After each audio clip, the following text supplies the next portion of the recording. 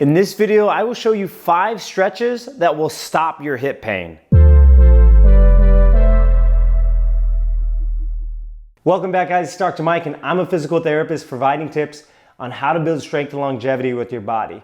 Now, if you're someone that has suffered or is currently suffering from hip pain, today is going to be a helpful video for you because we're going to show you why this might be happening to you. And most importantly, we're going to teach you some stretches that you can use to help get rid of this pain. Now, let's first discuss why this pain might be happening and why most people really suffer from this type of pain. Now, we're just talking about, we're assuming that the general anatomy, you don't have any previous conditions that might be causing the hip pain, but just in general, why would this pain come on, maybe if it hasn't bothered you in the past? Well, simply enough, we do a lot of activities, especially as we get older, we get busier, but we are stuck in activities that cause us to be sedentary. And as a result, that reduces our mobility, reduces our strength, and our hips get stiff. So if we could take a look at the hip joint here, we see that it is a ball and socket joint. The end of the femur at the top there is a round point, and it's connected to the socket of this pelvis area here, and together that articulation makes up the hip joint or the hip capsule. So when someone actually says, I have a stiff hip, this is essentially where they're locating. Now, you may have pain on the front of the hip, you may have pain on the back of the hip, or maybe on the lateral side of the hip, and all of these stretches are going to address any of those pains that you might be dealing with. Now, most of the activities that we're stuck in require us to be in positions where our hip is in this flexed position. And most importantly, it brings our hip in just this one plane, either in this flexion or even when we're walking, maybe in some extension. But primarily, most of us are stuck in this hip flexion here, okay? So the beautiful thing about the ball and socket, it has the ability to be able to glide in various directions. We want to say in this 360-degree directions. So in order to maintain healthy hips, in order to keep your hips pain-free, we have to make sure that we're doing stretches or exercises that are taking your hips in various different directions. Not just one direction forward or not just backward. Essentially, we need to be adding some rotation into our stretches. We need to be taking our hips through some what we would call adduction, adduction, and abduction outward to really stretch the muscles on the inside of the hip, the outside of the hip, even the smaller rotators that we know are located on the back of the hip there. So we're going to get into some of the most effective stretches that you can use to help get rid of this pain. Let's get started. Now let's get into the 5 stretches that are going to be the most beneficial for your pain, and just make sure that when you're working on these that you're really feeling the stretch in the right areas, and make sure that you're really breathing through the stretches and you're focusing on trying to hold these stretches for 30 to 60 seconds at a time. If you're getting in these positions and you simply get out of the positions because you're just uncomfortable, yes, you can argue that you're exposing your joints to new ranges of motion, but you're really going to see the most benefits if you can really deal with the discomfort and try to hang out in these positions for longer periods. And I'm not saying that this should be painful, but by all means, this is not going to be comfortable, so you really want to spend some more time in all these positions. So the first exercise we're going to show you is the deep squat. And we know that there are great benefits for sitting in a deep squat. That's why you see many videos that talk about how squatting and the deep squat can be so beneficial for your overall health, lower back, hip health, even improving bowel movements, right? So we're taking those hips through really end range, and you can see I'm set up. You can do this kind of like in a doorway or holding onto a pole. And really by sitting into this deep squat, it allows you really to maneuver your hips and shift your hips sideways, left and right, forward and back to really see where you hold more of the stiffness. Some people like to kind of sit their hips back even further, or you might consider trying to just drop your hips and allow your bodies to just sink in.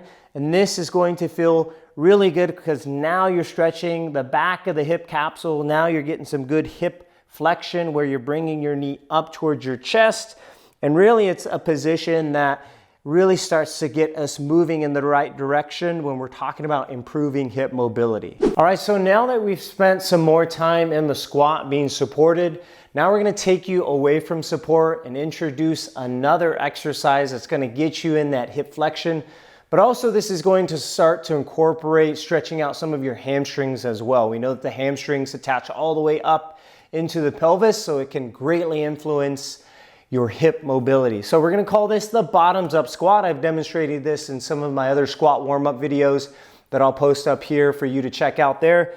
But anyways, you're gonna go ahead and grab the bottom of your toes here, and you're gonna use your foot to kind of be a lever so that you're not falling backwards. And what you're gonna do now is, by actively using your hands to pull your toes up, you're gonna now try to sit those hips back as far as you can, okay?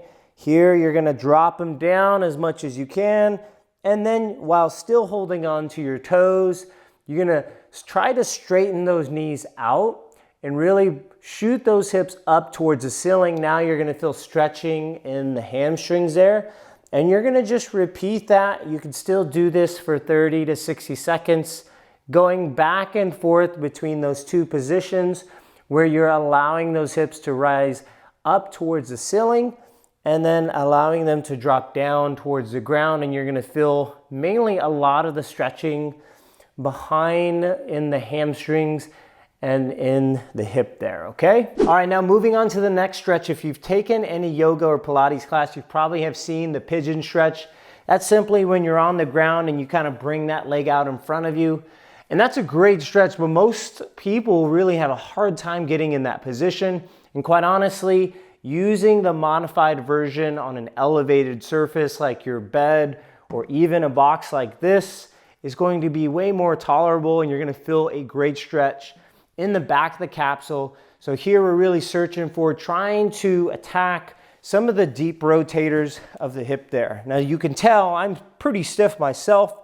And so here, this gets a lot easier when you're on a soft surface, so that your ankle and your knee is not kind of digging into the ground. And simply what you're trying to do is you're trying to stand up as tall as you can, and you're trying to basically kind of wind up the tissues on the back of the hip, okay? You're doing the best you can to stand up nice and tall. If you want to feel more of a stretch, if you lean your trunk over your hip, you're probably going to feel more there. But simply just bringing your leg up, if you're maybe going for a walk at the park, or maybe you're at an airport and you have something that you can just throw your leg up on, this is a great way to kind of give your hips some relief, especially if you're going to be doing a lot of sitting. So you're obviously going to be working on both sides here. We call this the modified pigeon pose. All right, now many of the previous stretches focused on really stretching out the back of the capsule. Now we're really gonna start to attack some of the stiffness that you might hold on the inner thigh, which can also greatly limit your ability to squat down. So we're gonna go over the frog stretch, and this is gonna focus on the adductors, the muscles on the inside of the thigh, which often gets really stiff with us doing a lot of sitting. And essentially, you know, you're spreading those knees outward. This is gonna be a lot easier if you have maybe a pillow or some pads underneath, so that you can get comfortable with really sinking your hips backward. In one of my previous videos on low back, I even show you this kind of child pose position by allowing some pillows behind your thighs just to support you a little better there. So you're basically gonna take your arms out in front of you, you're reaching forward. And here, I love this position now is because you can really control whether you want to bring on more tension by bringing your hips backward. And as you're doing this, you're still trying to separate your knees and feel a stretch on the inside of the thigh.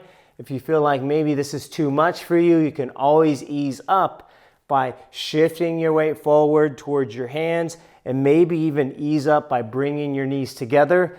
But either way, you're gonna do what's comfortable for you, and you're gonna spend 30 to 60 seconds in this frog pose.